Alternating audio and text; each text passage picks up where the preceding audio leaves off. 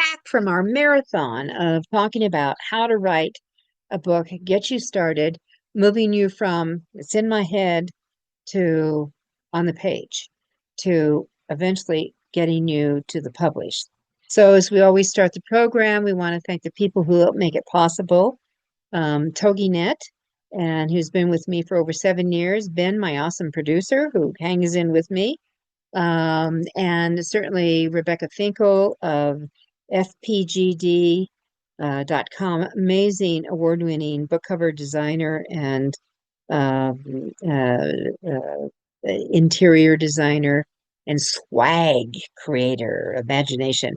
And then Nick Zellinger, who actually designed this little book, Snappy, Sassy, Salty Success for Authors and Writers, where we took 400 of my quotes. And I always like to start a show um, oh, this just popped right out. I just randomly opened it from the chapter Success is a 7 second success word, and this is it. This is a no BMW zone, no bitching, no moaning, and no whining aloud. Okay, you're going to have hiccups. You're going to run into stuff. It happens. I know it does. And there are times that yeah, I stopped a book. I mean, I'd done all the research. I had started writing it. I had done a zillion interviews on it. And then when I was making a speech to the group who was my primary audience, I discovered, uh-oh, it was the wrong fit. The audience was for the higher echelon in the healthcare system. It was not for my person who was my primary follower. And I scrapped the whole thing. Uh-oh. Uh-oh. And sometimes you have to do that. You have to know, okay, revisit who's the who's your audience, and all that. So we're going to go through some of the things I want to do and final up. And as we put this book together, so you're writing. I know if people who say you're going to write a book in 4 sessions, what nonsense. We're not using. I'm not using AI. I use my own words. I used to write them, the old yellow pad a gazillion years ago. Then I would dictate. I remember dictating, holding a little tape recorder and dictating and getting it transcribed. Then I remember getting voice recognition software where I could just talk and let it go, and then bring it in. And one of the things I always had was an editor behind me. And you're not the editor. You're the first run editor, and that it's really important to understand. And I went through in the very beginning those steps on self-editing in one of our first sessions on this month. But what I want to do is tying this together. It's been kind of a 1 for the money, 2 for the show, 3 to get ready, 3 to get ready, 3 to get ready, and now we're getting closer to mentally thinking about the go. So, what are the elements that you're going to need for this section to bring it all together, to have it in the process on that? And there are going to be components of the book, and I'm seeing, kind of see with me your book. How is it going to be laid out? What are the key things that you need into it? And so you've got the cover, you've got the back cover, you've got the interior, you've got the front matter of the book and the interior, you've got the text of the book, you've got the back matter of the book. All right, so those are the components that come together. Now, one of the things that can go on the back cover could maybe be on the front cover, and it could certainly be in the interior. So let's talk about book testimonials, book endorsements, and book blurbs, because there's a little bit difference from all of them as you go along. So when and maybe we should throw in book reviews, because this is where some of this gets up. Now, one of the tools, I didn't mention this last week, but the getting book reviews is an art in many ways. One of my favorite ones to get, and I want to recommend it to all of you, is the Literary Titan. LITERARYTITAN.com. What I like about Literary Titan a lot, and then they cover a lot of genres, a lot of categories, is that whoever the reviewer is, you get that they've actually read the book. You get that they read the book. So what comes back is like literally a full page, multiple paragraphs. Inside of that are juicy lines that you can lift,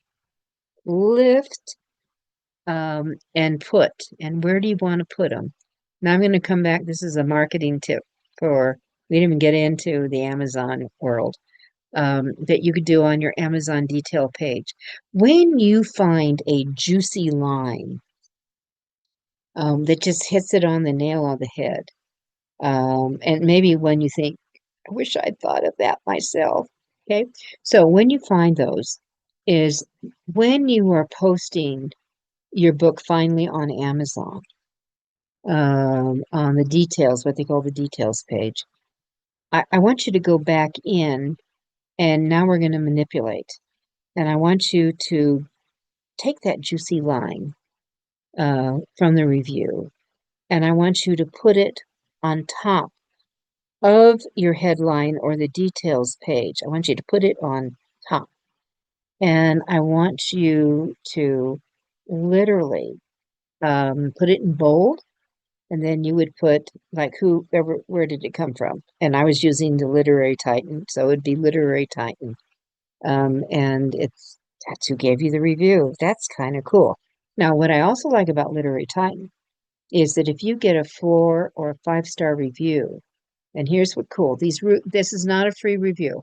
This is going to cost you, it could be $60 to $120, depending upon the length of your book, how many pages on it. But if you get a 4 or 5, you automatically are entered into their book review, which is awesome. No additional cost. And if you get a gold or silver review, now we have another kudo that you can push out and promo and support your marketing with. So, and you could put it a variety of places. So, book reviews, you need them. It's essential. You need to drive people to Amazon to get them once you have a book in hand. I mean, I'm talking essential. And if you want to think about, and Goodreads would be the other place to drop them in. If you want to think about when you're shopping yourself, I don't care where you're shopping. If you're looking for an item or there are a whole bunch of options come up, do you not read some of the customer reviews? That's why you need reviews, and you have to do the ask again and again and again. All right, book reviews. So we're looking for blurbs that you can do. Now, when you ask people to do a testimonial or an endorsement for you, they could come back with one sentence. They could come back with a couple of paragraphs. They could talk about maybe you as a person slash author. You never know some of those things they're going to come back with, but they'll come back, if they will, with something.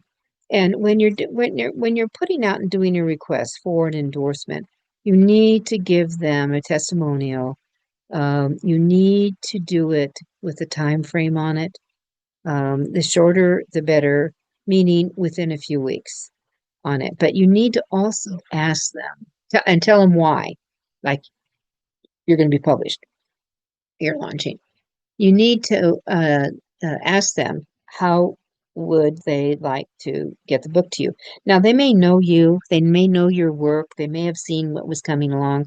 They can do it fairly easy, or they could do some other stuff. And that's what you've got to, figure out. You ask, would you like me to send you a book? Would you like me to send you the PDF? And if you're sending them the book, you may have what's called an ARC or an advanced reader copy or a galley. It's another word used, which means you have pre-done them, that it still maybe has one more round of editing to do, but you shoot it out that way to some people. This is what you would do with major reviewers. like Publishers Weekly, like Library Journal, like Kirkus, those kind of things. They want to see the pre, is what you do with forward, in that. If it's in a pre, like you're getting it out 3 to 4 months before it's going to be published. All right. Otherwise, that you're going to be saying, how would you like it? Do you want me? You could, if it's on Amazon already, you could just order the book and send it to them that way. All right. You can send them the EPUB that way also. So you have those variables as you go back and forth. So it just matters what works for you, but ask them. Always do the ask. Would you like me to send you a copy of a book, and how would you like me to do it? And you'll have that. Now, time frame, you need to give them a time frame so it comes back. Now that otherwise it becomes out of sight, out of mind, I can guarantee that. And you can now, where do you put these babies? An endorsement usually is long, and it's too long, and going on the back cover, on the front cover, you just don't have the room for it. You don't have the real estate to do that, and you don't want to do that. And by the way, endorsements need to come from people who are readers of this kind of book that you're writing, and who have some clout. There's some recognized. Otherwise, your neighbor down the street, they may love you, but it's probably not going to work unless they're well known. All right. What's a book blurb? Let me go into that. A book blurb, let's say you've got a killer endorsement. It's come in, and there is a phrase in there or a sentence in their endorsement that just rots. That you would pull out. Now, where do we put some of those blurbs on them, which is kind of cool? Trying to think, going across. I don't have any books. I'm looking out books around me that I could grab, that I could show you very quickly. But for example, if it's well known, I like to see a banner. Let me see if I have a banner in here. Okay, I like to see a banner. You see, this would be a banner. This could come across all the way, so it has color. It's a different font. It's a pop, and it pops out, and it draws their attention in. When I do a back cover, I always have headlines. I get bringing them in. Sometimes I have bullets, sometimes I don't, but we have these as we go along. When I do, I'm just kind of reaching out here behind me, looking. Okay, so, and this here, this one on how to avoid book publishing blunders. Finally, here's the guide authors have been looking for. One that shows you about publishing, and how to avoid the potholes, etc. Okay, so we have an endorser who came in and gave that. Now, where you also can put endorsers in is in what others are saying. Now, see how those are longer? They're all longer. These are all well known in the publishing field. All right, in the writing field. But you could have, for example, Mark Coker wrote, and he was the founder of Smashwords. And Judith Briles has created a wonderful collection of 101 gems of book publishing wisdom. All right, that's a blurb. Then he continues on, how to learn how to approach. Too long. But the blurb is a wonderful collection of 101 gems in that process. So those are the kind of things that you're looking for that will pop. Now, I actually have, I have 5 pages of endorsements. Where do you put it? Right up front. It's the first page when you open your book. Cover, page. We haven't even hit the title page. All right, and then you get to your title page. All right. So that's a placement that you can do with them. But your blurbs is if you have a killer blurb that someone's given you that is widely recognized, for your potential market, that could be great to put in a line that has a opposite color on the back cover. That's ideal. Secondly, I would do a lead on your Amazon detail page. It would make a huge difference on where that goes. And I can remember on my Author You book the one I recommended to all of you that you should have, The Author's Walk, and that Michael,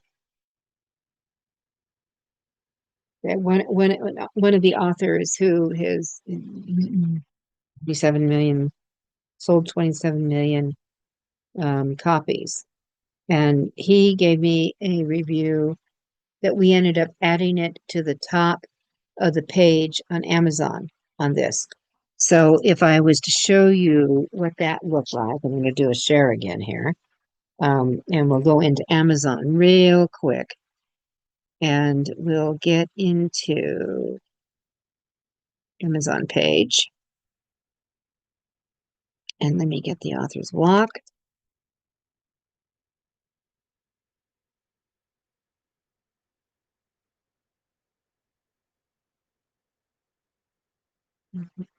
Just put my name in.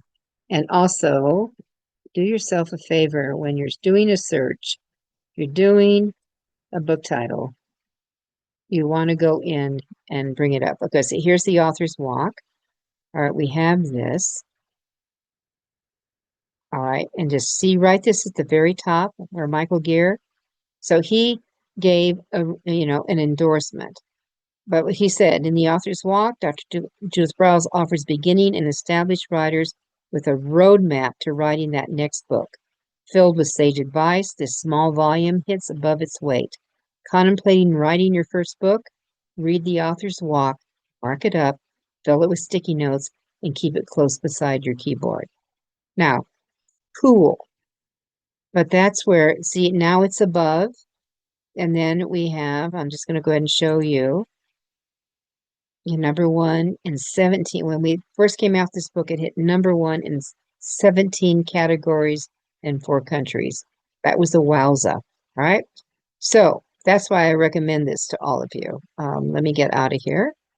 And we have that. So doing that is what makes a difference. As you placement, that's part of marketing, that's part of your branding, and it's part of your book. All right, so let's go forward. As you go inside your book, you will see that your contents is now called contents. Rarely do you see table of contents, unless from old timers, older editions, but usually contents. Contents is your favorite, is not a favorite, but a friend to you of competing books. You can see maybe you forgot something if you're writing nonfiction. It happens, and looking at those things. But once you go inside your book, now there is a standard layout format. If you're going to have advanced praise from people, that would go in front. And then it starts with your layout of your copyright page. It starts with, that's where, and you want to have contact information for people to get bulk things in there. You're going to have your ISBNs. You should have a Library of Congress. And by the way, you cannot get a Library of Congress after you've published your book. So you want to go in for how to, just get your, they call it, it's going to be P, the pre-assigned PCCN. You'll get that. It automatically converts to the LCCN on publication date, and you'll identify what month it will be published when you go in to get that. It's a freebie. Please do it. And it just shows you, you're above the crowd. You've got the LCCN. I put my ISBNs for the print and the ebook and the audiobook. They're all on that page from the very beginning. Even if the audiobook hasn't been made yet, it's coming, and I don't have to change it.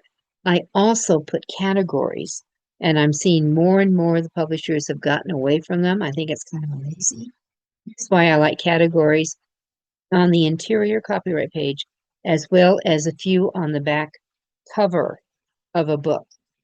For example, on my publishing book, Avoid, it has publishing, self-publishing, authors and reference, and that would all be up in here. All right. Now, why do you care about that? Because listen, if your book is going to be in a bookstore or a library, it helps them with where they're going to catalog it, with where it's going to be placed.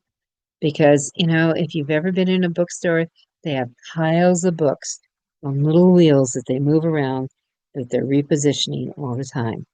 This helps. You're telling them this is where I want it. Okay. So you want to do that. So we have that as a variable in that particular situation. So you've got those your copyright page. Then you're going to go, I would love to see you have a half title page, which just has just the title of the book without really anything else. It's a great page for you to sign on because it has lots of room space on it. Then there's the full title page, which will have everything that you have on your front cover. That's going to, all the imagery, that will all come in there on the full title page. If you're going to have a dedication, who, could be to your favorite dog, Muffy, I don't know, or it could be to a spouse, it could be to a writing mentor, it could be to someone you just want to have in memory of, someone who inspired you. That's for you to do. And you see a dedication page stands alone. That's it on it. Right. Then you start moving into your book. And that you'll have your contents. And you may want to make sure on your contents page that you have a deal that says about the author. That's you, the bio. They could have as a very end, as would be at the end of it, how to work with you. If you have an index, I would put that on your contents page. Add that in, and bring that together on that. All right. So then, what's next? All right. I like to, if you have a forward, remember to number one, spell it correctly. It's not spelled Forward as in you're marching. It is forward, Foreword, and it is amazing to me how many times that is misspelled. The forward is written by someone else. It is not by you.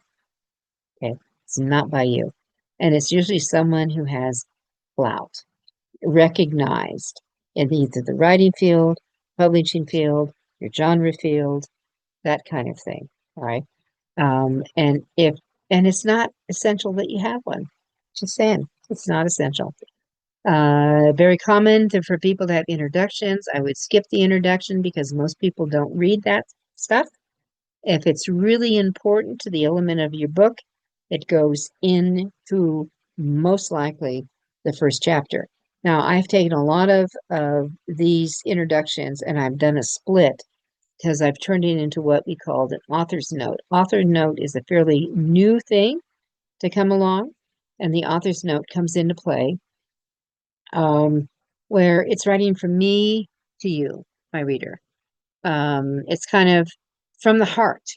It's something that comes from the heart in that, and I don't know, I've already misplaced my books where I was showing you some of these as we go along. And let's see if I put one in here on that. Right, so this would be, if you've written other books, that's where that would go. So this is my author's note, and it's the author's note. This is mine. It's always short. It's always short. And you're talking about 1 or 2 pages. This one is 2 pages, and it just starts off. My first line is authors have been in my circle for decades, clients and friends. Some who have practiced the art of 1 for the money, 2 for the show, 3 to get ready, 3 to get ready, yet they never go. They've chosen stuckiness. And that's what this book is about, to get you out of stuckiness, getting you rejuculating, as I call it, with that. But the author's note is a short note from the author, that's you, to your reader. And it's truly from the heart. It's short.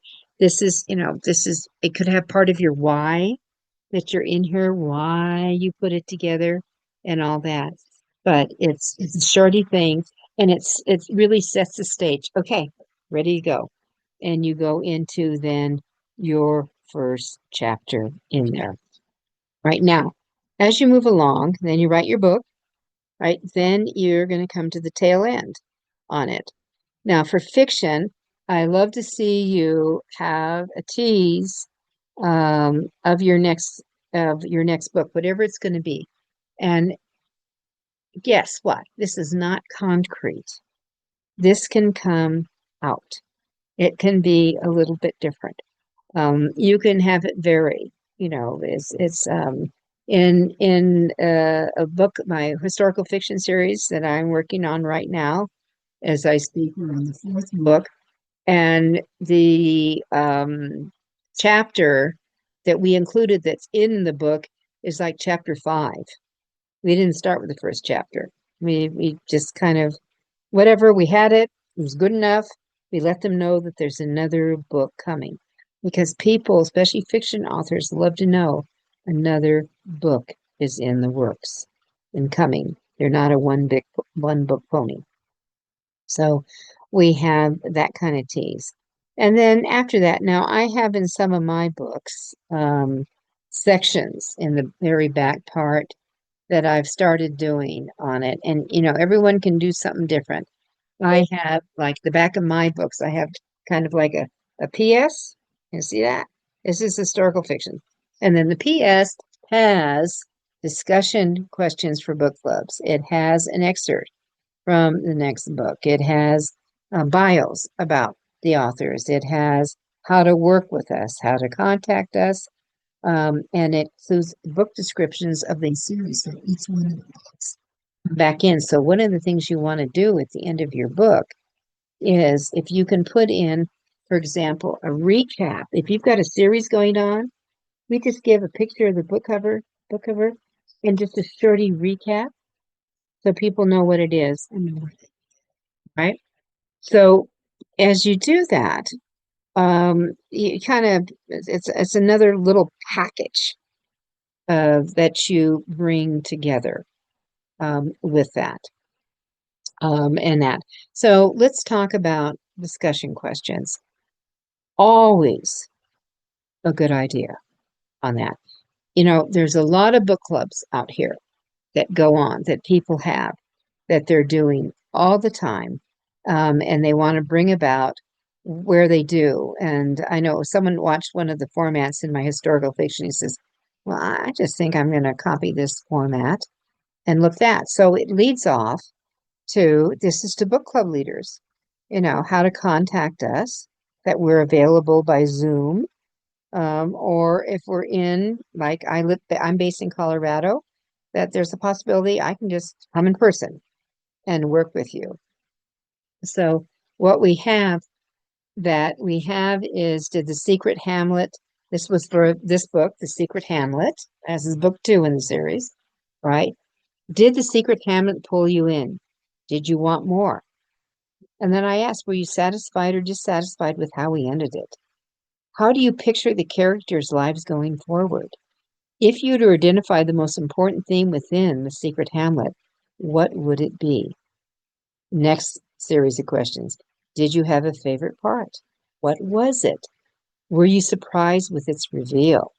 Would you like to see more reveals in the next book, The Secret Rise? So I'm already really letting them know that book 3 would be called The Secret Rise. Do you have a favorite character? Who? Why?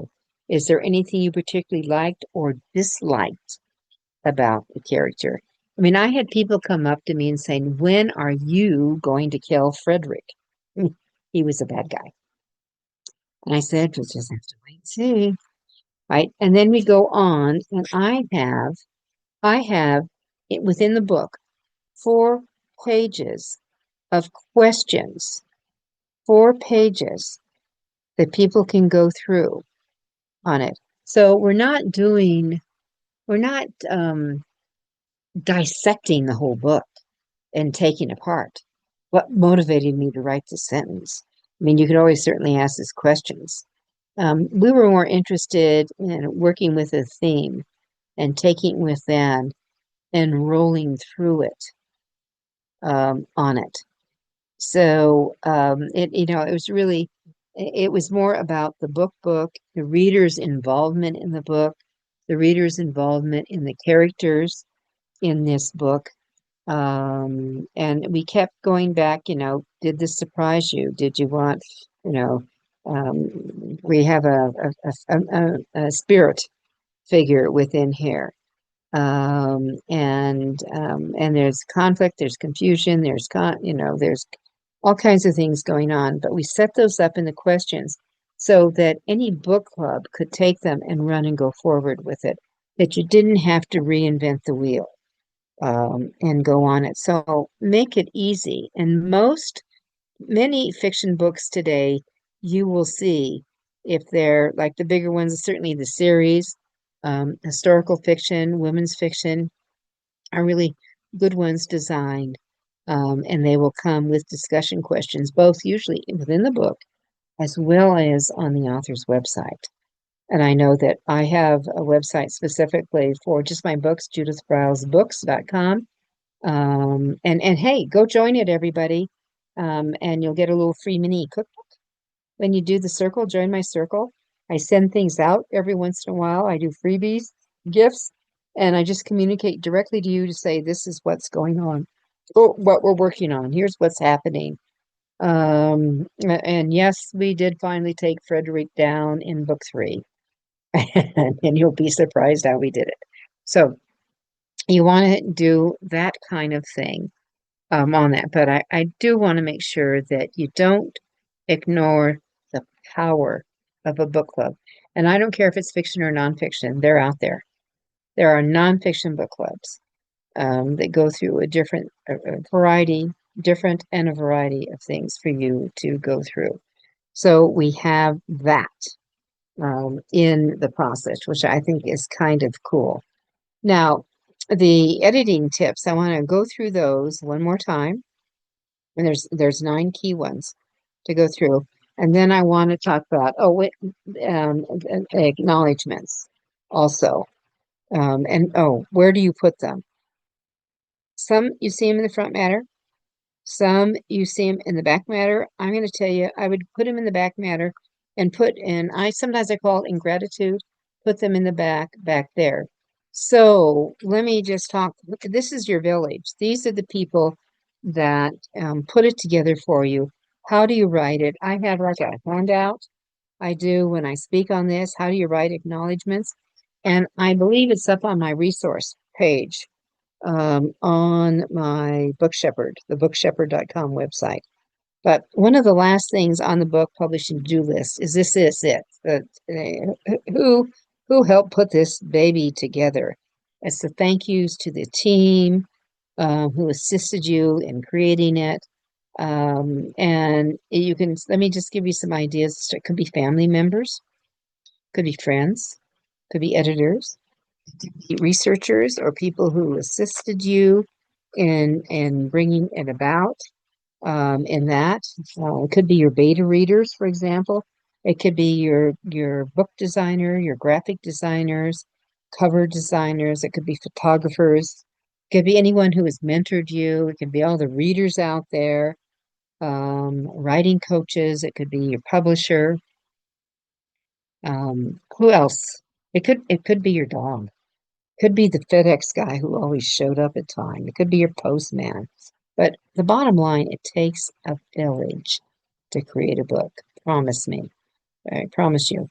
It absolutely does to do that. All right, so the last thing I wanted to do is to go over this group of editing things that I always think about to make this happen for you.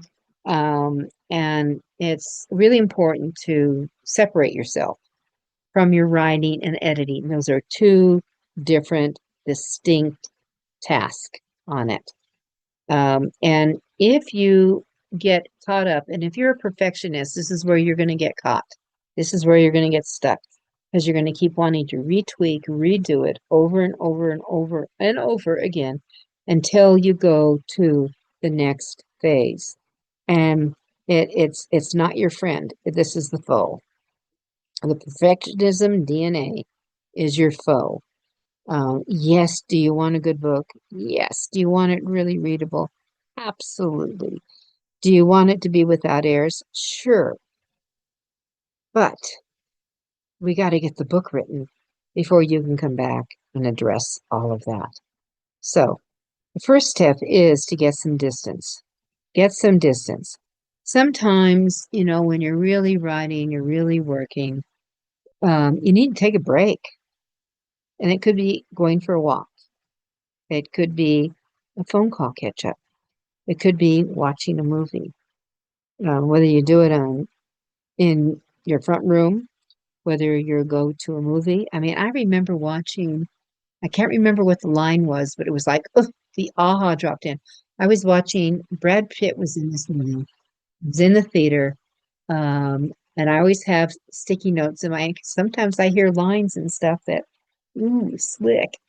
Um, and that it was the movie called The Amazing, I think it was The Amazing Benjamin Button or something like that, where he's born ancient old, and as he matures in his physical, uh, he becomes younger and younger, right?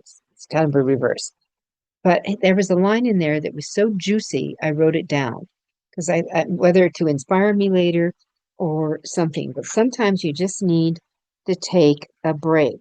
Ooh, now what's really cool about watching in your home, these kind of things, is you can pause, you can back up, you can review, you can pull it down again. On that, it was something that really happens. I'm in a book club. I have a neighborhood book club, and there was I just all of a sudden the book started leaping decades. I mean, leaping decades, and there was a line in there that was a transition for another 60 years, and and she was referring to it. Oh, that the author referred it to. We need to skim across the water another 60 years. I could skip. I can't remember the word, but I could visualize that. I used to skip rocks in a kid in the lake, and we used to skip them to see how far they'd go.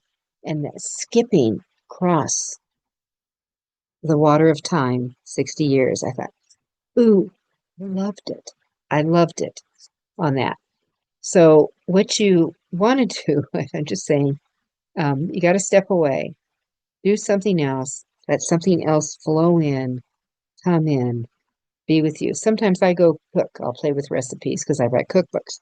So I will play with something like that. Even changing the font, even changing the font lets your eyes see things differently in that process. So that's the first deal. You got to get some distance. Next, find a suitable guide for your writing. Kind of the Bible is the Chicago manual. It's to go to certainly for fiction. But the AP, the Associated Press style book, is used in nonfiction on that.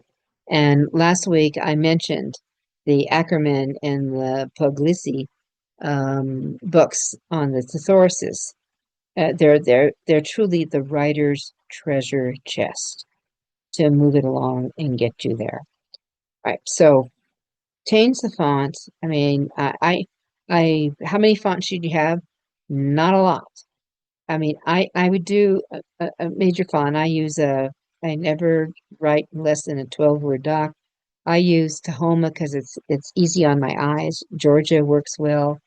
But do something that brings it about, that you can see easily. And if you have to do it in a 14 font, fine. But you're going to reduce it down to 12 eventually on it. Number 3, and this is something that's really important for all of you in writing, especially nonfiction authors, that you've got to get away from writing the passive voice. And that's that we and the us. And someone says, but I have a really hard time saying you need to do this, But aren't you a coach? Aren't you a guide in your book? Do you need to say you need to go do this? Or we will work on this together? I don't think so. So be aware of that. It's rarely you are writing for one person at a time.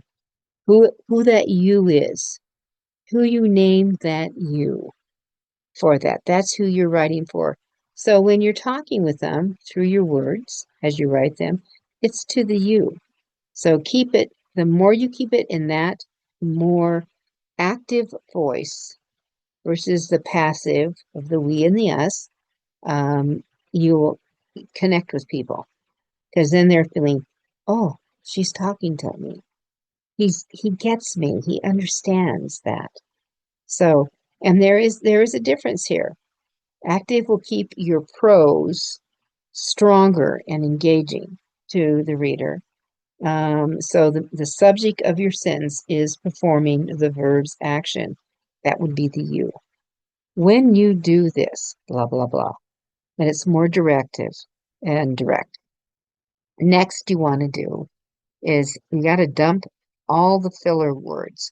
Now, you could do a Google search and find what are filler words. The word very would be a filler word. The word really would be a filler word. They are words that are unnecessary.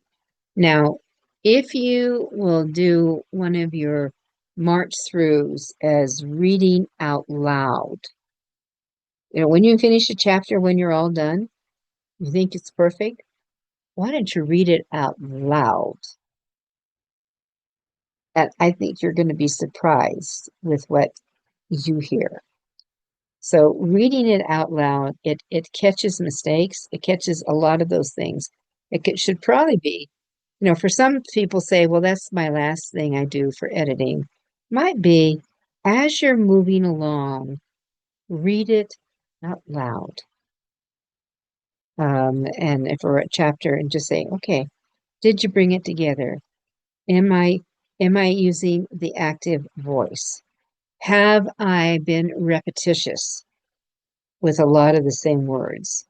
For example, in adjectives, it's real easy to echo them, that you use the same word all the time, and you just don't want to do that. You want to get away from the echo factor in there as you go about. So do all you can to cut out those filler words as you have it. So it's goodbye to really, it's goodbye to very. Another button pusher for me is how I see so many times authors will use the word however. It's almost like, all right, I need to stop and think, okay, well, I'll put in however. No, usually we can get rid of it. And you don't need it. All right. 5 would be, let's get some strong verbs into play. And a lot of times you can replace the adverbs. I mean, Stephen King believes that you just should not be using any adverbs. I remember doing an article a long time ago, the case of the missing ly, because I think sometimes ly is appropriate and perfect to yours. So adverbs are another type of word that often can weaken your writing, though, and that they're usually a quick fix when you can't really find the right verb. Well, you need to play around. So one of the tools I mentioned earlier, and would go on my must-have tool list, would be a website called Word Hippo. Word Hippo. So that's WORDHIPPO, double P. And you can go in and put your word, and it'll come up with so many replacement words that will give you a different way to think about them, to use them, to move forward with those. And so in fiction, you think about dialogue, but it's and I've written this myself. She said quietly, no, she whispered. She lowered voice, so barely anyone could hear, and whispered. Much stronger than saying, she said quietly. And if we want to go the opposite of quietly, The quiet, it's loud. And we could say, he said loudly would be the adverb, but instead you could just say he shouted, he screamed, he yelled, that kind of thing is what we're looking at. So that will help in there. Now, the other thing I want to talk to you about also here is your sentence structure when you come into that. So I'm going to give a couple of other points. But I know in the press release category, press release words, that they will, we used to have long paragraphs. No, short's the new black. They don't want to see more than 5 or 6 sentences in a paragraph now for a press release. And I'd like to throw that at you for your own writing. That I remember showing a client, I said, oh, okay, we need to take a break. Okay, we're going back to that sometimes you need to get some distance from your writing. And it was one of those moments. He was tired. We'd been working really for a couple of hours. And I said, let's take a break and let's go shopping. Let's go look at some of the other books in your genre and see what they look like inside. Well, that intrigued him. So we went over to Amazon. We put in a couple of titles. We did the search word for titles to come up. And then we just went to that book and we went to the details page of the book. And then we went down, usually below the cover, and it said read sample.